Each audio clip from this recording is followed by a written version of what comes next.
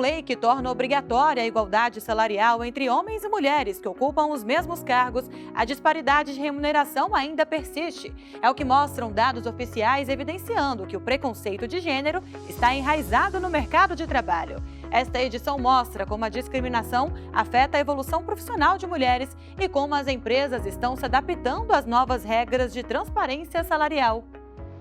O Revista TST está começando e você vai ver também. Casa de shows é isenta de responsabilidade por morte de técnico em briga com seguranças. Revezamento em linha de produção para a ida ao banheiro não caracteriza dano moral. Afastada a condenação de empresa que não conseguiu preencher vagas reservadas a pessoas com deficiência.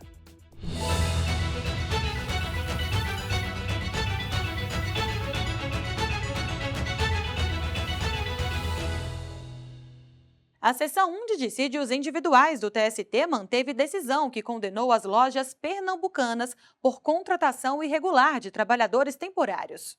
Para o colegiado, o desrespeito à lei gera precarização e atinge a sociedade como um todo. Na ação civil pública, o MPT relatou que a Auditoria Fiscal do Trabalho em São Paulo autuou a Pernambucanas pelas contratações ilícitas. Na época, mais de 3.000 trabalhadores temporários foram contratados para a execução de serviços permanentes e previsíveis. Conforme o relatório, a empresa anunciava vagas, recebia documentação, fazia entrevistas e depois encaminhava as pessoas às empresas de trabalho temporário. Em cerca de 3 anos, mais de 10.000 temporários foram contratados como auxiliares operacionais, promotores de cartão e operadores de telemarketing. Os contratos, além de isentarem as pernambucanas do controle de horário, não estabeleciam prazos.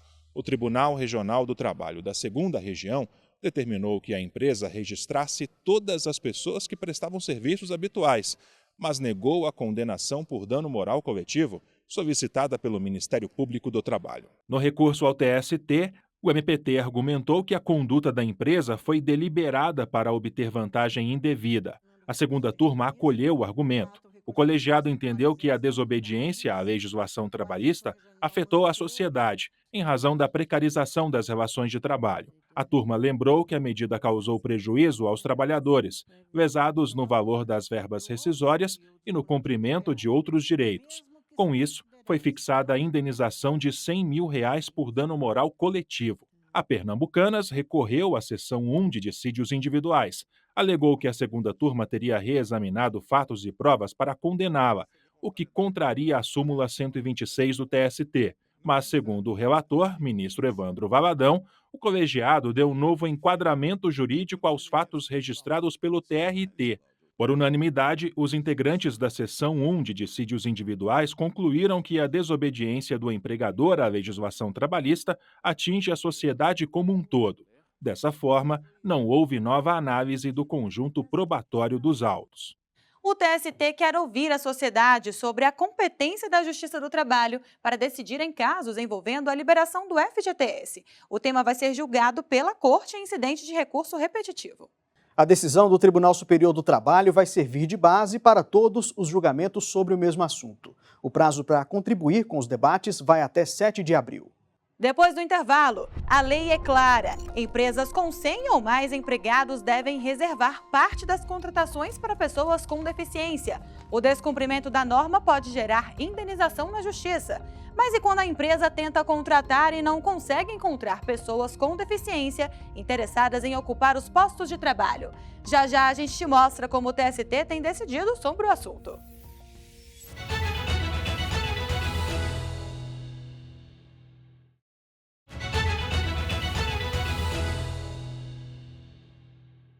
Uma briga entre um técnico de som e seguranças de uma casa de shows de Manaus, Amazonas, acabou em morte. Na esfera penal, foi reconhecido que os agentes agiram em legítima defesa. Na esfera trabalhista, a casa noturna e a empresa prestadora de serviços de segurança também foram absolvidas de responsabilidade. A gente vai conversar agora com a repórter Michele Chiapa, que conta essa decisão da 8ª turma pra gente. Oi, Michele. Oi, Anderson. Olá, Luana. Conforme o processo, o técnico de som trabalhou para a casa de shows por 13 anos. Na justiça, a viúva disse que o marido teria sido agredido por cerca de 15 seguranças, com socos, chutes e pontapés. Segundo ela, ele foi levado para fora do local à força e bateu a cabeça ao ser jogado no chão. 9 dias depois, morreu em decorrência de fratura e hemorragia cerebral. Por isso, a mulher pediu indenização por danos morais e materiais. 3 seguranças foram denunciados pelo Ministério Público Estadual por lesão corporal seguida de morte. A denúncia se baseou em imagens de câmeras locais que mostraram que o técnico se envolveu numa briga com outro homem e os seguranças tentaram contê-lo com agressividade. O Tribunal Regional do Trabalho da 11ª Região, que abrange Amazonas e Roraima, aceitou o pedido e fixou o valor de R$300 mil de indenização à família do empregado. Da decisão, tanto a casa de shows quanto a empresa de segurança recorreram ao TST. Sustentaram que a Justiça Criminal absolveu os seguranças. Conforme sentença penal, as imagens da briga revelaram que os empregados agiram em legítima defesa, ao reagir às tentativas de agressão do técnico, que estava embriagado. O relator na 8ª turma, ministro Sérgio Martins, entendeu que, como a sentença criminal já havia afastado a ilicitude da conduta dos seguranças, não havia como atribuir às empresas a responsabilidade pelo ocorrido. Eu destaco que, por força do artigo 769 da CLT, que eu vou acrescer ao voto, aplica-se o artigo 65 do Código de Processo Penal, que diz assim: faz coisa julgada no cível a sentença penal que reconhecer ter sido o ato praticado em estado de legítima defesa. Então faz coisa julgada. Mas a ministra Delaide Miranda Arantes divergiu. Para ela, a sentença penal juntada aos autos não deveria interferir no julgamento da ação trabalhista. As instâncias penal e trabalhista, elas têm objetivos diferentes, né? Na esfera penal, busca punir comportamentos ilícitos e proteger a sociedade, enquanto a jurisdição trabalhista se concentra na proteção dos direitos e na regulação das relações de trabalho, e a utilização de decisões penais nas decisões trabalhistas ela deve ser feita com cautela e dentro dos limites legais estabelecidos. Após pedir vista regimental em nova sessão, o desembargador convocado, José Pedro de Camargo, acompanhou o relator. No caso concreto, sobreveio decisão da Justiça Criminal dizendo que não havia ilicitude no fato crime que teria gerado a responsabilização da empresa. A decisão da Justiça Penal disse que houve legítima defesa desses seguranças e o empregado, na luta, caiu e bateu a cabeça e veio a falecer. Aí há a excludente da ilicitude do ato. Daí porque, nessas circunstâncias, não há ao corte do nexo causal por uma possível responsabilização. Por maioria, as empresas foram absolvidas de responsabilidade no caso. O processo transitou em julgado, ou seja, não cabe mais recurso. Eu volto com vocês no estúdio. Anderson, Luana. Obrigado, Michele. Muito obrigada pelas informações, Michele.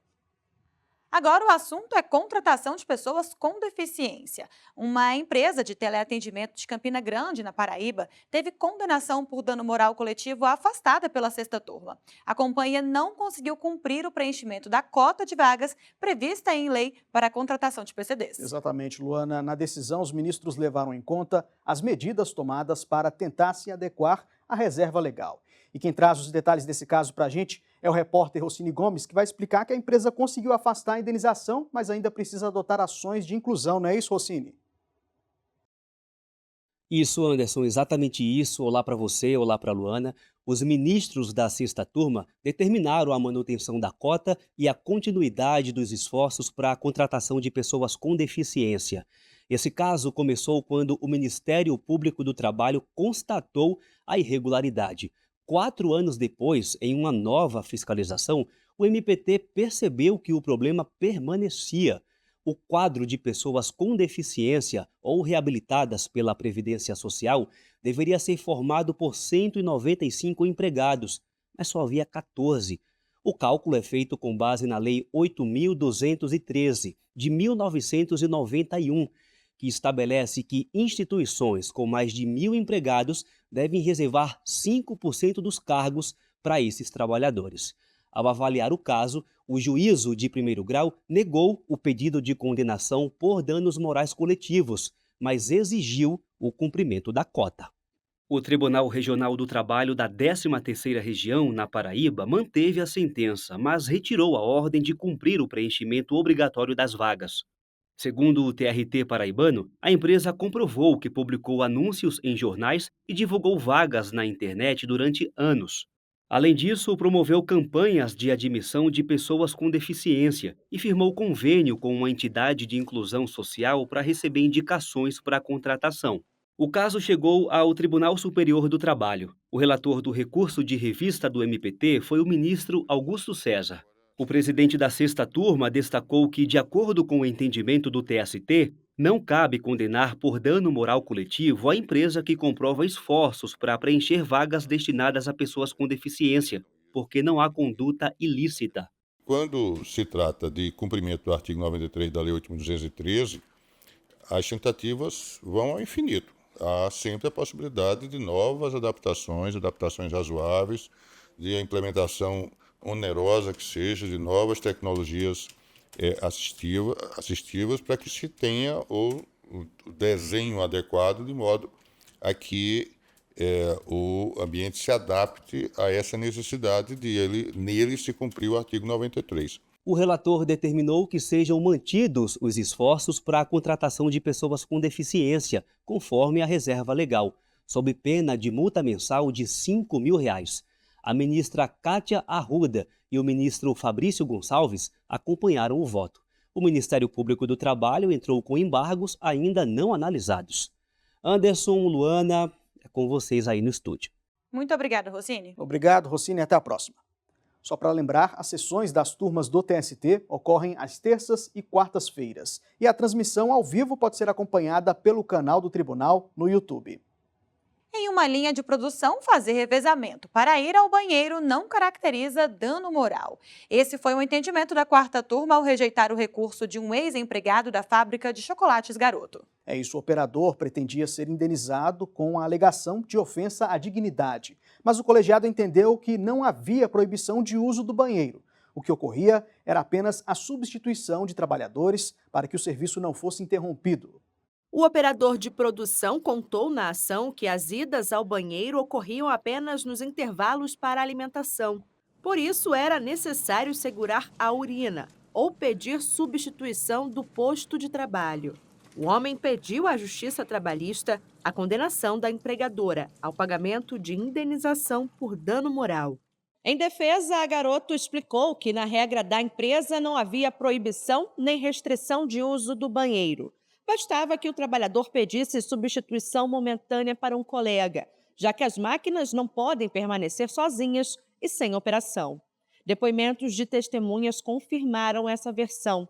Com isso, o pedido de indenização foi rejeitado pelo juízo de primeiro grau. O Tribunal Regional do Trabalho da 17ª Região manteve a sentença.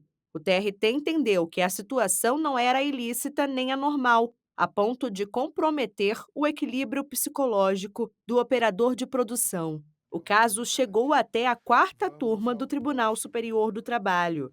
O relator foi o ministro Alexandre Ramos. Na avaliação dele, a argumentação do empregado não possui transcendência econômica, política, social ou jurídica, requisitos para que um recurso de revista seja admitido na Corte. O ministro também lembrou que o colegiado já havia firmado entendimento de que o revezamento para a ida ao banheiro não representa ofensa à dignidade do trabalhador. A decisão foi unânime e ainda cabe recurso. A seguir, Você sabia que nem todos os julgamentos colegiados no TST ocorrem nas salas de sessão? Desde 2017, as ministras e os ministros do tribunal também julgam pelo plenário eletrônico. E a análise de processos nesse ambiente digital deve seguir novas regras. Daqui a pouco vamos mostrar o que muda nos julgamentos virtuais. Não saia daí!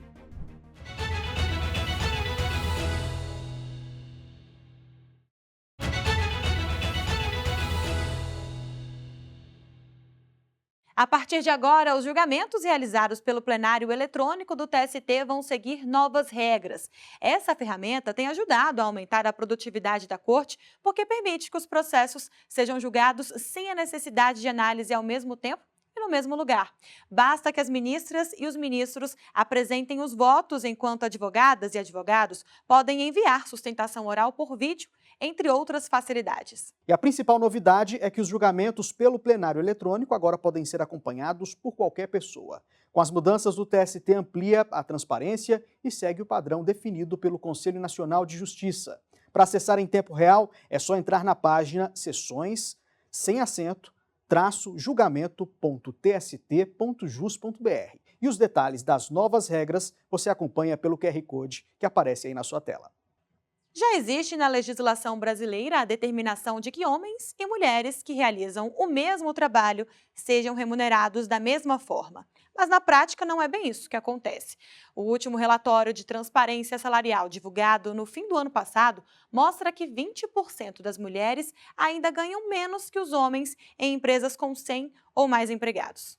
Em mais de 15 mil empresas, essa diferença era de até 5%. E por que é tão importante promover a igualdade salarial entre homens e mulheres? A repórter Michele Chiapa preparou uma reportagem que nos ajuda nessa reflexão. Vamos ver. Somos a maioria. No Brasil, há cerca de 104 milhões e meio de mulheres, o que corresponde a 51,5% da população. Já os homens representam 98 milhões e meio de habitantes, ou seja, 48,5% da sociedade brasileira. Estamos em maior número, mas será que também ocupamos mais vagas no mercado de trabalho? A resposta é não. Conforme os dados do último censo demográfico do Instituto Brasileiro de Geografia e Estatística de 2022, 53,3% das mulheres trabalham oficialmente, enquanto a taxa masculina é de 73,2%. Mas no trabalho informal, a presença feminina supera a de homens. E no recorte por raça, as mulheres negras são ainda mais afetadas pela informalidade. Elas representam 43,3% do total, enquanto as brancas correspondem a 32,7%. Já o percentual de homens brancos fica em 34,8%. Em outra pesquisa desenvolvida pelo Ministério do Trabalho e Emprego, ficou evidenciado que as mulheres ganham quase 21% a menos que os homens. Os índices ainda apontam para a invisibilidade das mulheres em relação aos homens. Ao longo do tempo, foram estabelecidas leis para efetivar a igualdade salarial. A consolidação das leis do trabalho no artigo 460 definiu que, na falta de estipulação do salário ou não havendo prova sobre a importância ajustada, o empregado terá direito a perceber salário igual ao daquela que, na mesma empresa, fizer serviço equivalente ou do que for habitualmente pago para serviço semelhante. Na sequência, o artigo 461 deixa explícito que, sendo idêntica a função a todo o trabalho de igual valor prestado ao mesmo empregador no mesmo estabelecimento empresarial, corresponderá igual salário, sem distinção de sexo, etnia, nacionalidade ou idade. Além da CLT, em 1988, a Constituição Federal decretou, no artigo 7º, inciso 30, a proibição de diferenças de salários, de exercício de funções e de critérios de admissão por motivo de sexo, idade, cor ou estado civil. A Carta Magna também consagra o princípio da igualdade de direitos e deveres entre homens e mulheres. No entanto, a diferença salarial entre os gêneros persiste no país. Para inibir esse tipo de discriminação, em 2023 foi publicada a Lei da Igualdade Salarial.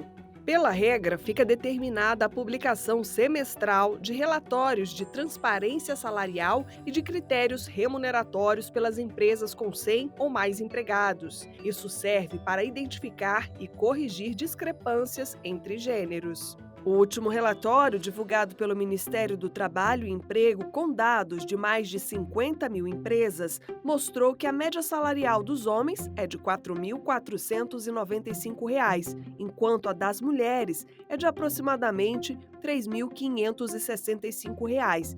A renda é menor ao analisar a média de salário das mulheres negras, que cai para R$ 2.745. Ainda segundo o estudo, em mais da metade dos estabelecimentos, não havia pelo menos 3 mulheres em cargos de gerência ou direção. Esses relatórios permitem que a gente olhe cada estabelecimento com 100 empregados e mais, até porque a legislação diz que eu só posso comparar pessoas que estão trabalhando no mesmo lugar.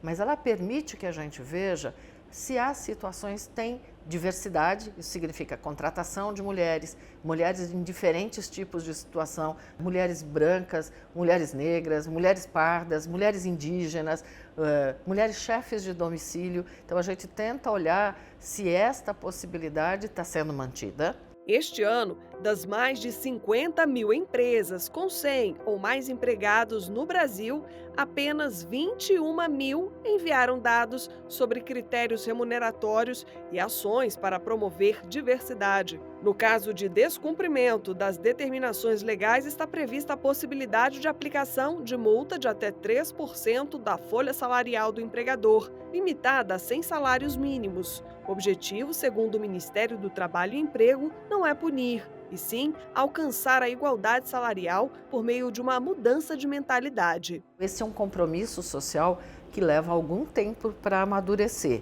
mas a gente acredita que o relatório tem um papel importante porque ele trouxe de volta esta discussão para uma percepção da sociedade. Lei cumprida, empresas conscientes. A discriminação salarial afeta não só o bolso, mas também a motivação no trabalho. A coordenadora pedagógica Viviane Pérez sabe bem disso. Ela chegou a ganhar metade do salário recebido por outra pessoa que realizava as mesmas atividades. Eu entrei na empresa ganhando muito aquém do que os outros ganhavam. Então eu senti na prática essa questão. Eu levei em torno de 2 a 3 anos para que esse salário fosse equiparado aos outros. E como você reagiu quando você soube que existia essa diferença salarial? No início, ninguém vai dizer não, é porque você é cadeirante, porque você é mulher, alguma coisa nesse sentido. Mas foram assim, várias desculpas e tal, e ao longo do tempo fui questionando e querendo a equiparação salarial até que eu consegui. Para combater a discriminação e a violência contra as mulheres em 2021, o Conselho Nacional de Justiça estabeleceu o protocolo para julgamento com perspectiva de gênero. A Justiça Trabalhista, inspirada no documento, lançou em 2024 protocolos que trazem orientações específicas para lidar com casos envolvendo desigualdades de oportunidades, assédio e preconceito nas relações de trabalho. Se fala da igualdade das mulheres ou para as mulheres, mas também se discute o aspecto de gênero, de raça, de deficiência, de etarismo, de idade. Então, a interseccionalidade faz parte de um programa maior de combate à discriminação. E, nesse ponto, a Justiça do Trabalho tem um dos materiais, eu diria, mais densos de que eu, como magistrada, tenho notícia nos últimos anos. A magistrada destaca ainda que, ao analisar os processos com base em protocolos e observando a Lei de Igualdade Salarial, o judiciário consegue ser mais assertivo nos julgamentos. Quando há uma acusação de discriminação salarial e ou de discriminação quanto ao acesso a oportunidades, se pergunta o que a empresa tem para mostrar, quais são os dados que ela coletou, qual é a política interna com a qual ela se compromissou em termos de igualdade salarial e de igualdade de oportunidades. Uma empresa que tem o que apresentar em termos de política interna, certamente ela forma elementos de convencimento no processo de que aquela discriminação não aconteceu. Mas o reverso também é verdadeiro. Ou seja, uma empresa que não tem nenhum dado para mostrar, nenhuma correção interna que tenha sido feita, nenhum compromisso com política em favor da igualdade salarial e da igualdade de oportunidades, também passa a convencer em sentido contrário, ou seja, de que aquela acusação de discriminação, ela faz sentido em termos processuais. Para eliminar diferenciações por gênero e, consequentemente, evitar ações trabalhistas, o caminho é a educação. Somos diversos, mas iguais perante a lei. Essa é a consciência para se chegar à igualdade salarial.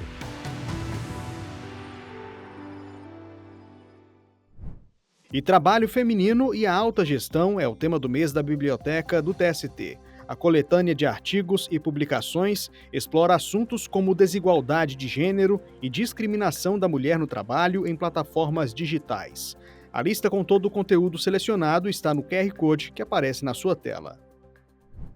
O TST lançou uma página na internet com todas as teses jurídicas fixadas em precedentes vinculantes e em recursos repetitivos.